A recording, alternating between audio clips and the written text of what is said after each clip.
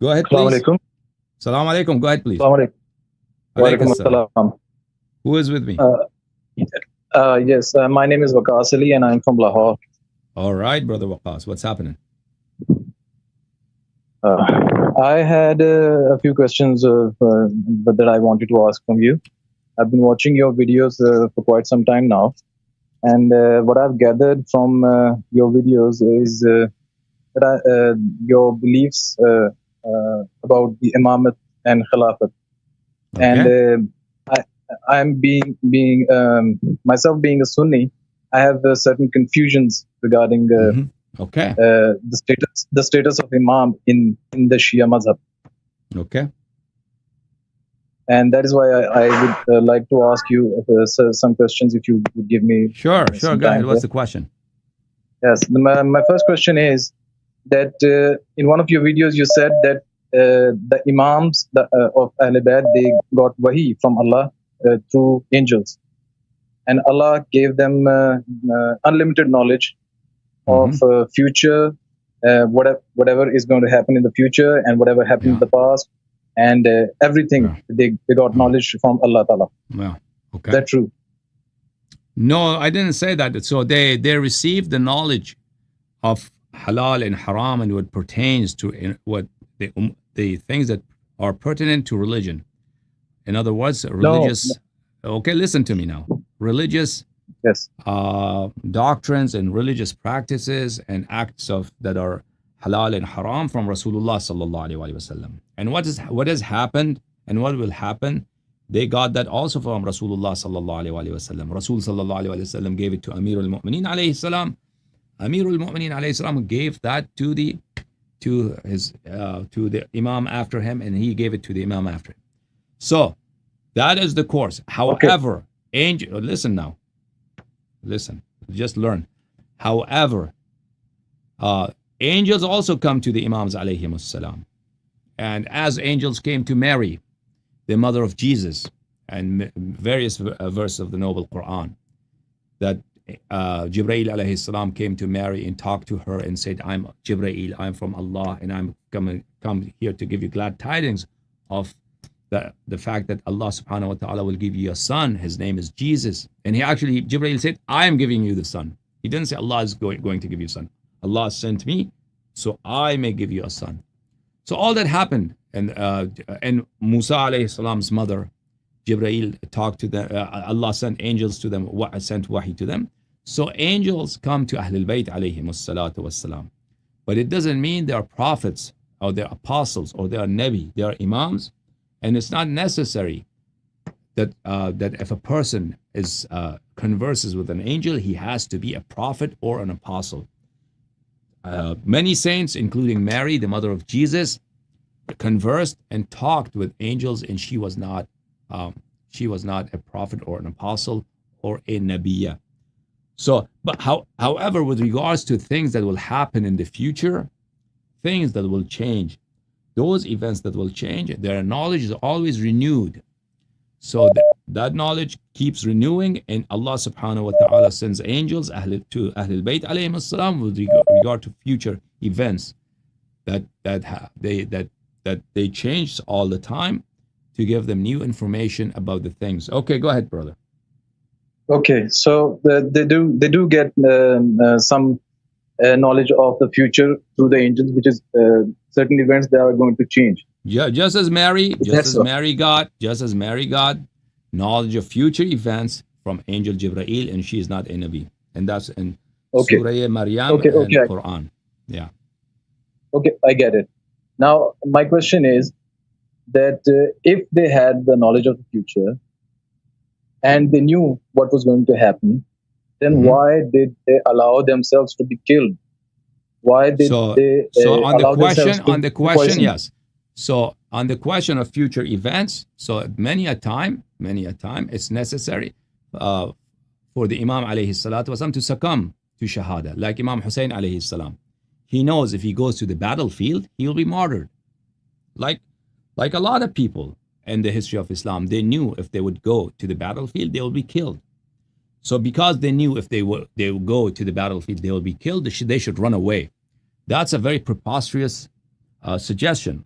So a lot of time, even if they know that they will be killed, it's incumbent upon them or compulsory upon them, or at least recommended for them, that they know the pleasure of Allah is, and this fact that they should succumb to the will of the Lord and agree to the will of the Lord, and let their whatever is to happen to them. That is what happened to Imam Hussein alayhi salam. And many a time we have narrations. Now, with respect to the future events, a lot of time Allah subhanahu wa ta'ala does not give full information to Imams alayhi salam. So we do not say the Imam alayhi salam knows all ghaib. That's not the Shia belief, that an Imam alayhi salam knows everything that's going to happen. It's possible that for various reasons, Allah subhanahu wa ta'ala, just as you read in the surah of Yusuf alayhi salam in the Noble Quran, when the brothers of Yusuf beat Yusuf up, and then they threw him down the well, and then they got Yusuf's shirt and put some blood of a sheep to it and brought it to Yaqub alayhi salam. Yaqub alayhi salatu wasalam, Yusuf was in Canaan. Yusuf was next door. Yusuf was in his own locality, in his own region, in a well. Yaqub alayhi salam doesn't know. Yaqub doesn't know. Jacob doesn't know that Joseph is here. He's not gone anywhere far. That's on one occasion. On the other occasion, you see after Yusuf alayhi salam, he has become the overlord of Egypt. He has become the sovereign of Egypt. He sends his shirt. He gives his shirt to his brothers and says, "Take my shirt to my father Yaqub." As soon as the shirt leaves Egypt, his father says, Jacob says, "Inni ashummu ra'ihata Yusuf." Yaqub alayhi salam says that I'm smelling the scent of Yusuf. I'm smelling the good scent, the good perfume of Yusuf, that Yusuf is coming. So, per Quranic, this you can verify in the Surah Yusuf in the Noble Quran. Per Quranic, hold on.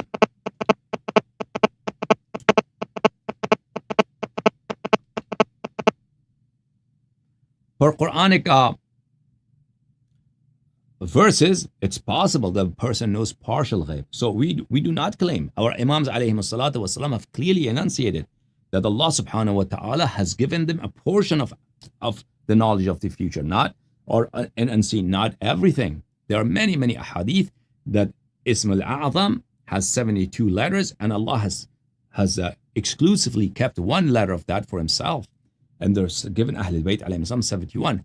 And with respect to the martyrdom of the Imams alayhim salam, we have a hadith. Let me show that hadith. That mentions that the Imam alayhi salam says that Allah subhanahu wa ta'ala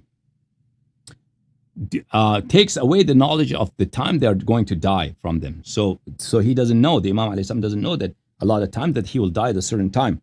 Let me, that it's possible, it's not necessary, it's possible that at that occasion, that if he eats this specific grape, for instance, this grape is poison, if he eats it, he's going to die.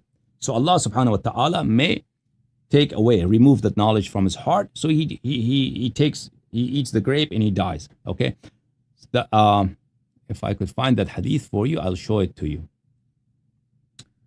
This is the book of Basair al-Darajat by Muhaddith Abu Jafar, Muhammad ibn Safar, Muhammad ibn Hassan al-Safar al-Qumi rahimahullah. Look here, page number 513, this hadith.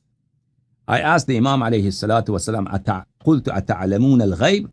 قال أبو جعفر عليه السلام يبسط لنا العلم فنعلم ويقبض عنا العلم فلا نعلم.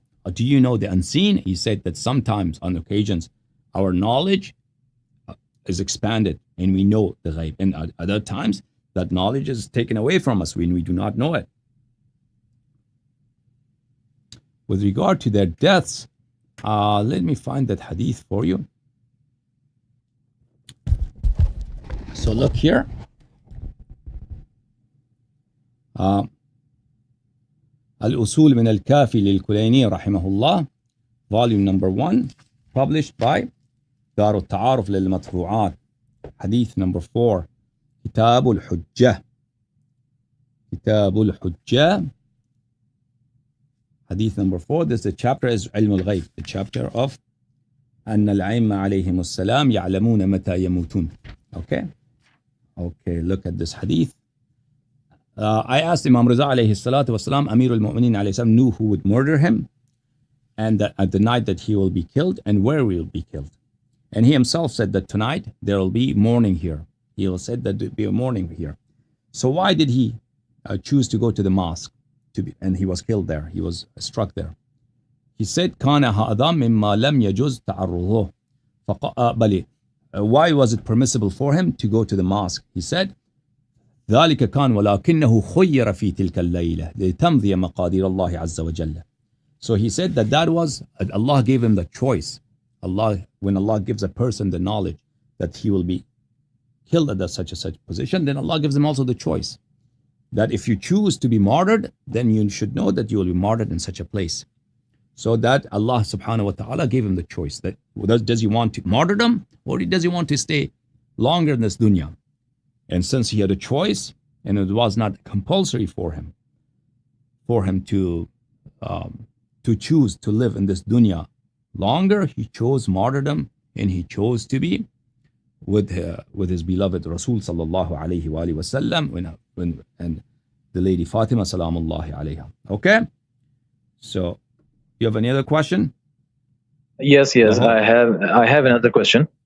My next question is that you said that Imams get wahi and they have the knowledge and they are the rightful Imams and we have to follow them in deen and everything. Obviously, they are also the political leaders and they are also the leaders of deen.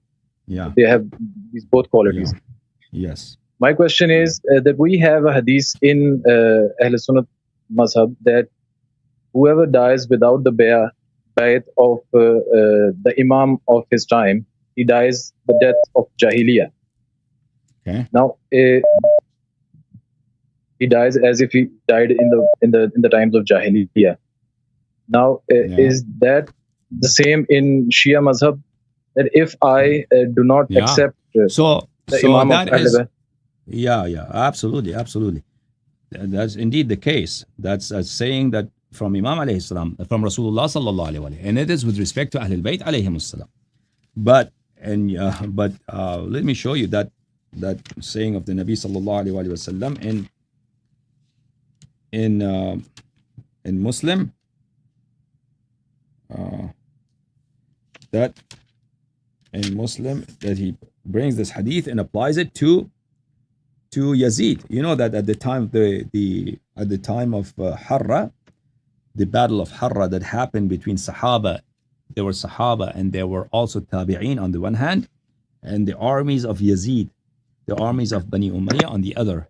It happened at the outskirts of Medina, and obviously the people of Medina were defeated and massacred, and Yazid's army entered Medina. Okay, there's a lot of noise from your microphone. And then the armies of Yazid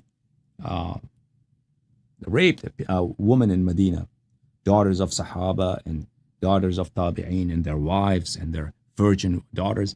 They raped them in great numbers. At that time, the people of Medina had rebelled against Yazid. Abdullah ibn Umar, because Umar and Bani Umayyah, they were very close. Umar